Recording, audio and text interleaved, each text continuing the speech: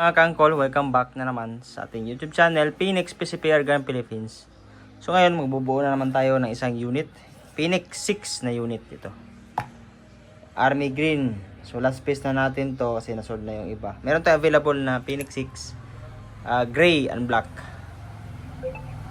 Check natin yung may-ari nito. Sa mga hindi pa pala nakapag-subscribe natin yung channel, please subscribe na lang at pakiclick yung notification bell para maging updated kayo sa mga bagong videos natin.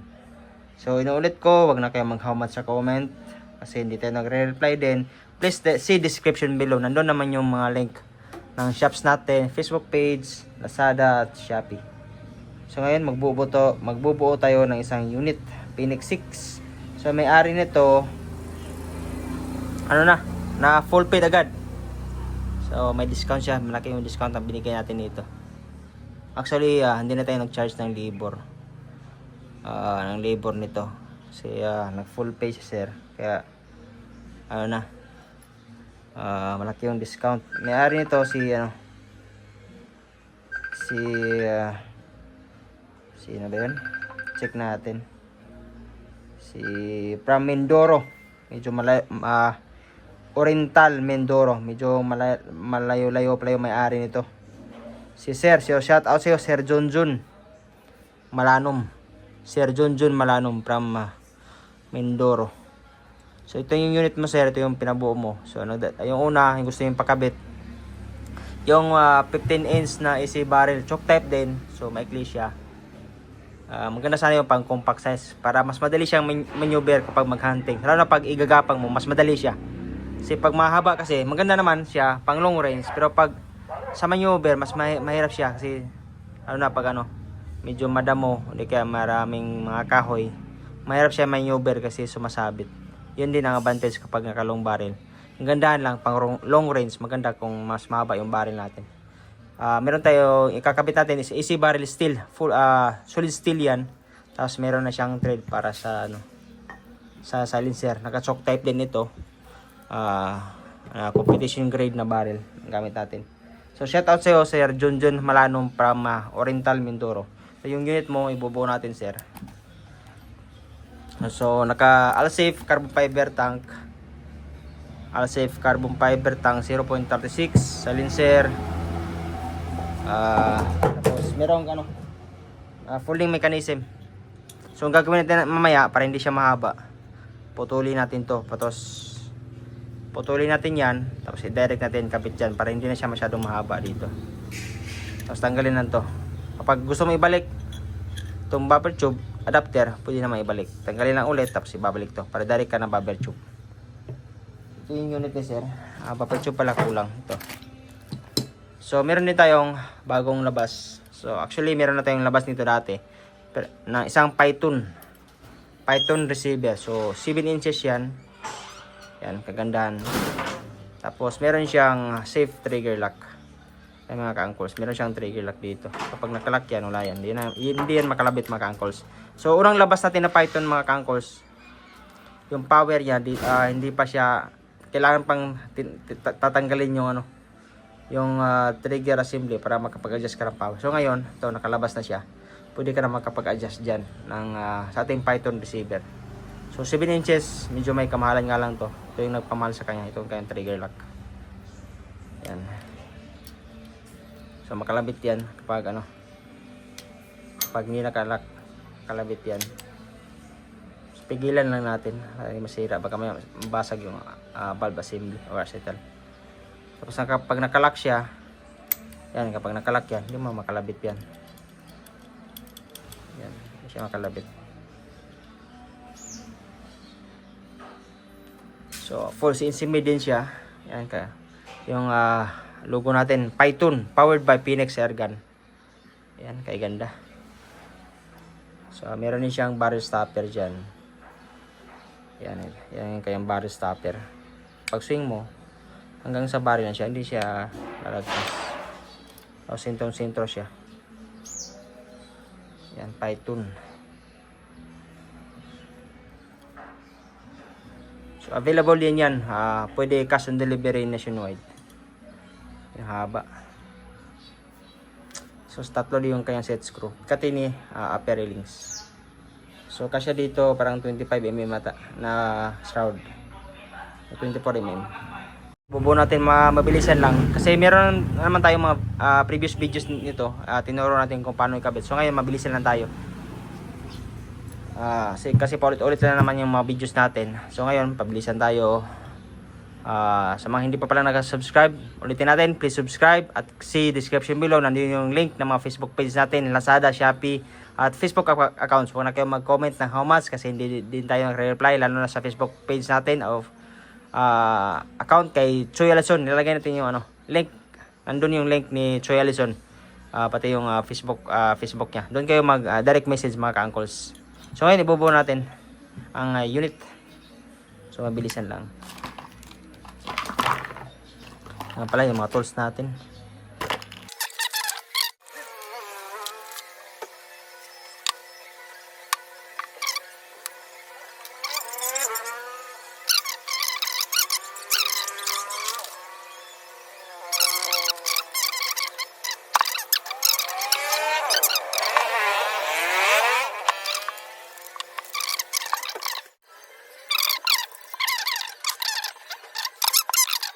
Kung may PCP ka, mas maganda kung meron kang ganito. Yan. So meron tayong binta nito, nasold out nga lang kasama yung hose. Ito kasi pwede mong kargahan ng foot pump kasi hindi natin natanggal yung dito. Yung kanyang knockdown pin. Tigas. Mabit ata yung o-ring. Patanggalin natin. Baka kasi mapunit yung o-ring. Kasi tubig. Yan.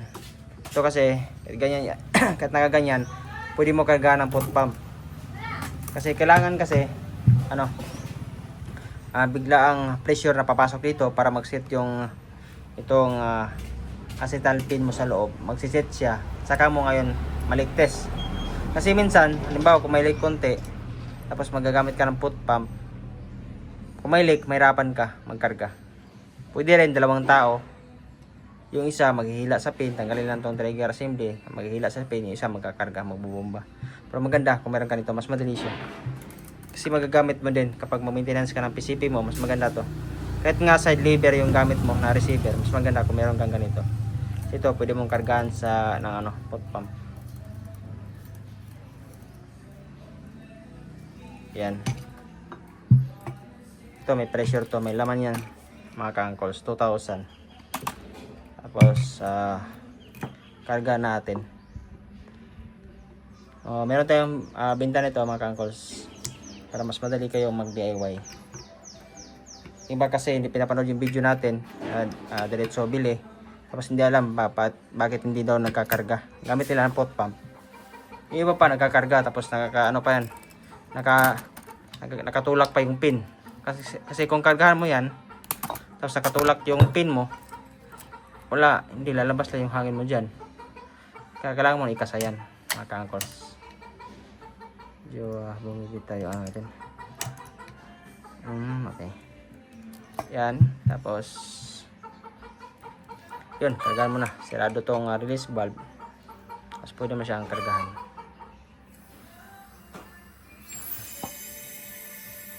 Yan, biglaan. Tapos pwede mo i-leak-test to. Kapag mag-set na yung valve, ito, balik na natin yung kayang ito. Hammer.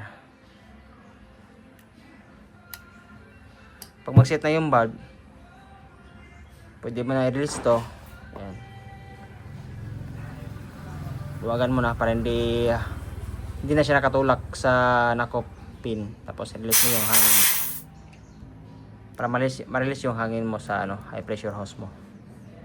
Tapos tanggal. Pag tanggal yan, hilain lang yan. So ito, goods na siya. Pwede natin i-leak-test. Pag leak-test, tanggalin natin to kayang hammer para hindi masama sa mabasa. Mga ka-uncles, nakargahan na natin, naligtas na natin, tapos kinargahan natin hanggang 2,700. Yung output niya is 1,800. So ngayon ikabit natin ang kanyang barrel mga ka-uncles. So 24 inches barrel, AC barrel, 12 grooves, caliber 22, choke type.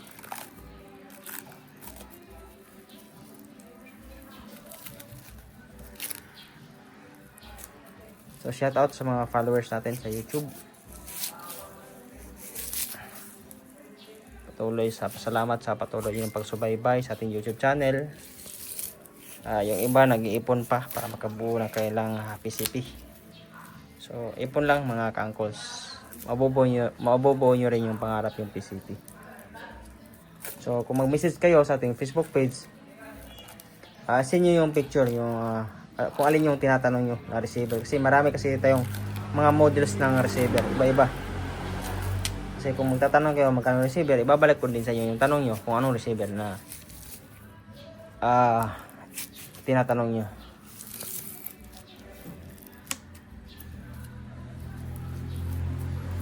Kaya kung magtanong kayo, ibigay nyo magkano yung budget nyo. Kasi pwede natin ibuo.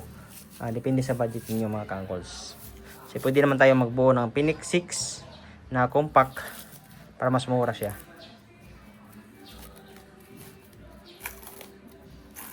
Meron din tayong Phoenix 3 receiver, compact siya. Ang ganda din yun pa mas maganda yung pang hunting. Yan, steel. Meron na siyang thread para silencer. Yan. Naka-chambered na to sa local pellets ang ating AC barrel.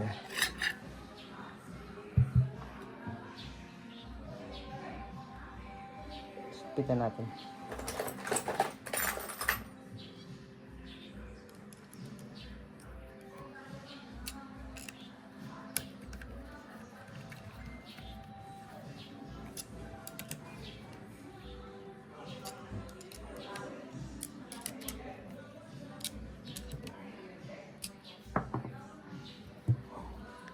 Yan. Yan, 24 mm pa kasya. So isukat natin tong ano natin. End caps meron din tayo nito. Isang set, meron tayo nito. Isang set na end caps with carbon fiber tube. Kabit mo natin ang kanyang lock sa ating end caps.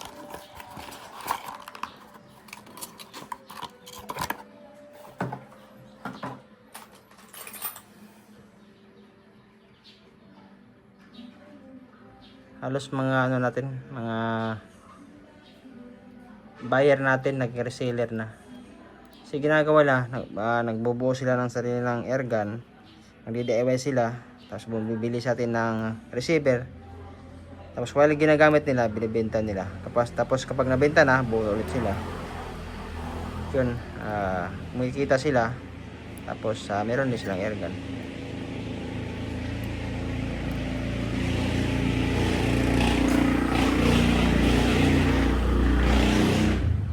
Tapos minsan yung iba nag-upgrade ng receiver o ng unit.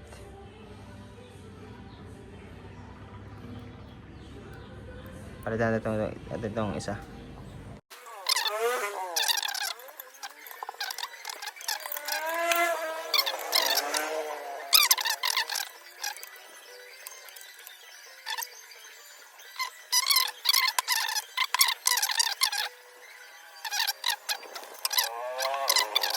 Uncles, nabuo na natin, nakabit na natin ng carbon fiber tube. Yan. Hindi kasi ano yan. Nakakatulong din sa accuracy yan ng carbon fiber tube na yan kasi matibay, hindi yan nabibend.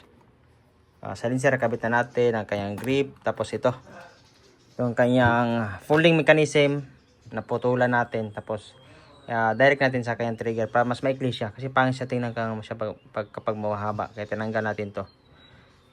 Kung gusto mong i-direct ng buffer tube, pwede naman. Ito kay Sir Junjun from Oriental, Mindoro. Diba apelido nun? Check muna natin yung apelido ni Sir. From Oriental, Mindoro. Agad siya nag full cash. ng kanyang unit. Kasi ganun din naman, bayaran din. Advice ko lang din, sa ngayon, mas mainit sa mata kasi yung mga rider kapag mag-COD ka ng mas malaking alaga, malaking amount, mas mainit sa mata ng rider. Yung iba, ninanakaw. Junjun Malanum, mas maigi pa nga walang COD amount, hindi kaya mailiit lang kasi hindi mainit sa mata sa mga rider. So nabuo na natin. Kung gusto mong palitan ng direct bumper tube, pwede mong ikabit ulit to kasi naka-bolt naman to. So ayan, folding mikas, yung buttstock niya naka folding. Yan, taas niyo lang yan, tapos yan, nababali na siya para mas maikli siya. So, natest na rin natin ang kanyang EPS. Yan, yung kanina, nasa 1,000. Tapos, in-adjust natin. 1,000 plus. Masyado siyang malakas, kaya pinabawasan natin yung spring. Nakasagad na yung spring, sagad luwag na siya. 1,000 plus, kaya binawasan natin. So, yan yung mga adjustment natin. Tapos, nag-adjust tayo ulit. Yan. Yung tune natin kanina, 930. AC barrel using ito, hindi ko alam kung anong pili ito, naghalo na kasi yung Astro tsaka GSB. So basta AC barrel 930, okay na yan, gusto yan mga kangkol. So itest natin kayang groupings. So ayan mga kangkol, sa kayang unit. So test natin kayang groupings kung gaano siya kaganda. Kangkols, itest natin ang unit ni Sir from Oriental Mindoro. So using Astro pellet, lumang stock na. Yan, may mga erosion na sa ibabaw. Kasi to, natabunan, kaya hindi natin nagamit. Nagkakaroon ng erosion. Ang tagal ng stock, luma na. So test natin ang kanyang unit. Yung kanyang power is 960 APS using AC barrel 24 inches choke type. So test natin yung may baka na yan. So hindi naman matamaan yan. Kasi naka-zero na yung scope natin, na hindi pa siya perfect naka-zero. Pero i-test natin yung groupings niya. Kung gaano siya ka-accurate ang kang unit ni Sir. So target 70 meters. Yan, layo yan. Malakas pa yung hangin. I-test natin ang unit. Pangit na yung natin, pellet. So bound to Oriental Mindoro yung unit natin.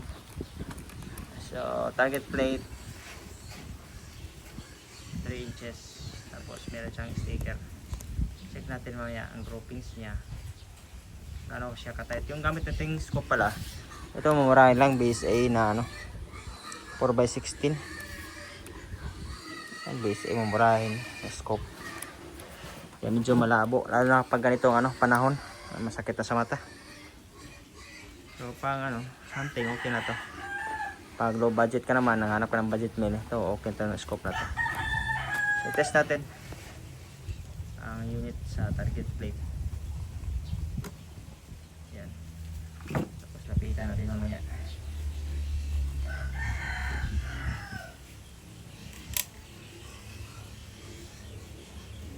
Malabo nga.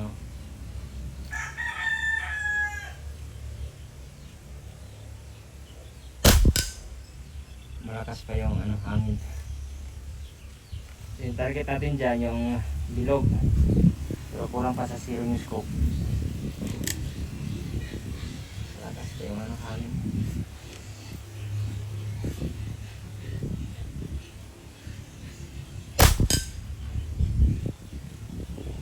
Dikit-dikit lang, ganda ng groupings. Kita naman sana video nasa taas. Walang siya sa tayo dalawa.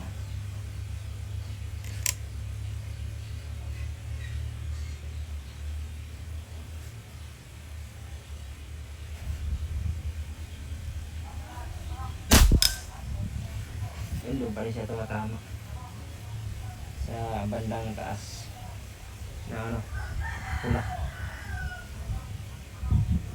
Yung dalawang sa taas na target sa itim sa taas, wala pa yung tama yan. I-try din natin kung kaya pa yung hangin na sa tangke natin.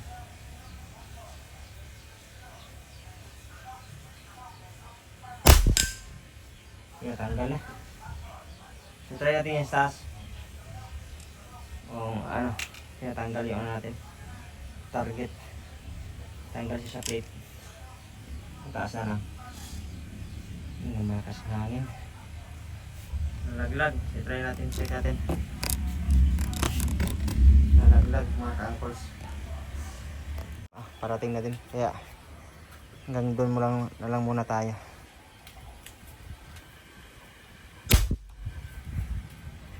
Tara, punta natin yung target natin.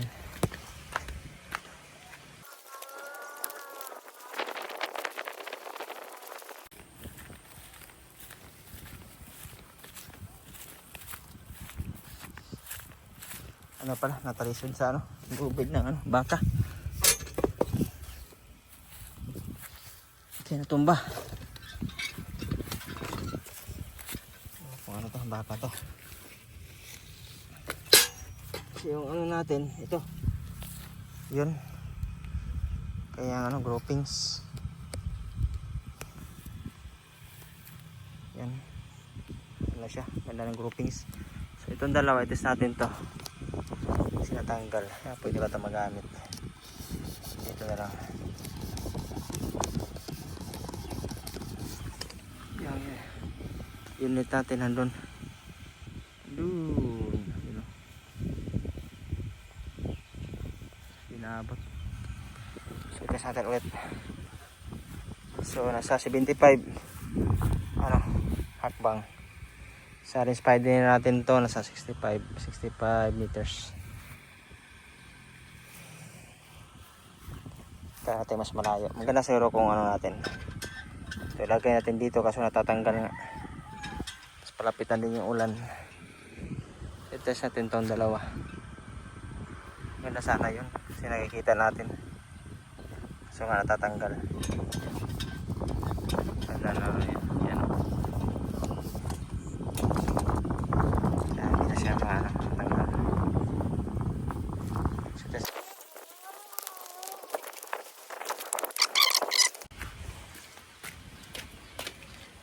So test natin ulit mga ka-uncles. Unit ni Sir Junjun from Oriental Mindoro.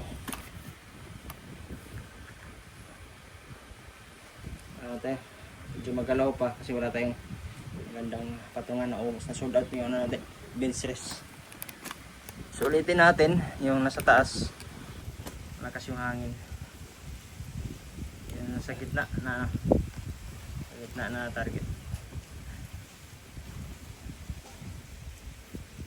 Check natin ang kanyang groupings kung gaano siya ka-tight kanyang groupings mga ka-uncles.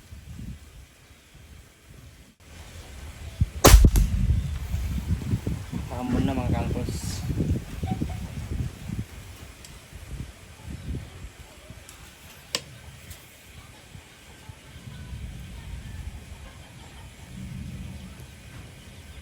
Maambon na.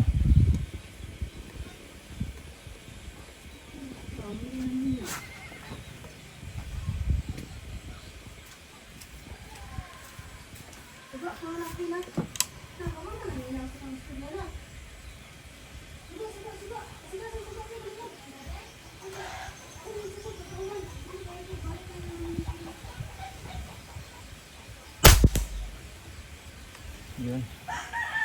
Ganda, dikit-dikit na siya.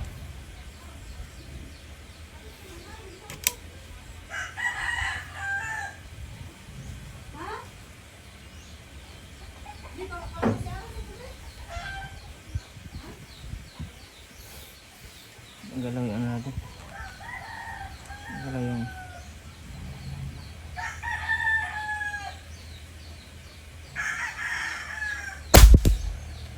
yun, isang butos lang.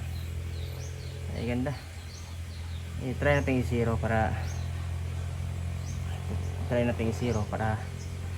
ano, matamaan natin yung mga maliit na target sa baba.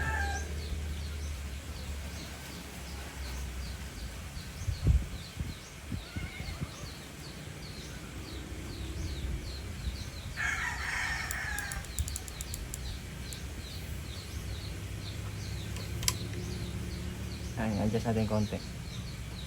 para pumunta siya sa ano, yung reticle natin pumunta sa right side.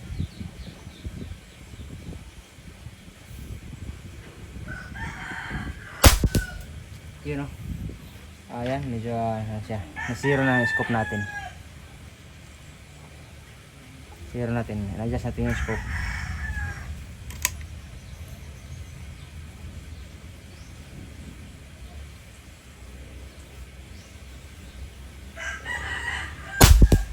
Ang labo pa ng ano natin. Ang labo pa ng scope natin. Ang gamit.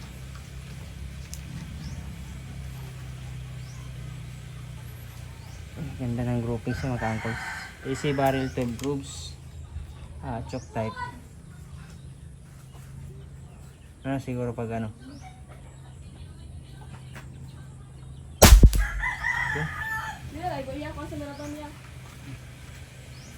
Ang ganda. So try natin yung 1 inch target natin sa baba.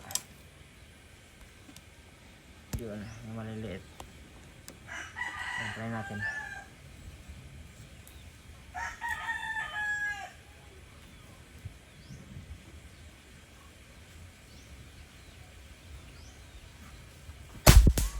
Yun. Tamaan. 1 inch yan mga ka-uncles.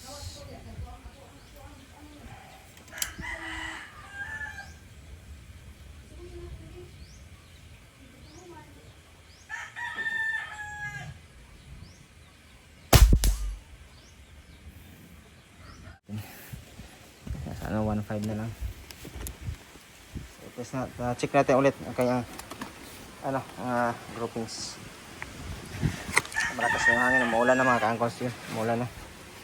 Kunin.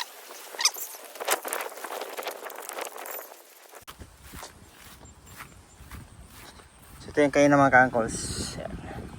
Hindi pa natin na-zero yung scope. Tapos nag-adjust tayo para lumis dito na. Yan, kaganda. Di abot ng 1 inch, pasok sa 1 inch. So yung ito target natin, ito yung 1 inch. Ay, kaganda. Please subscribe ulit.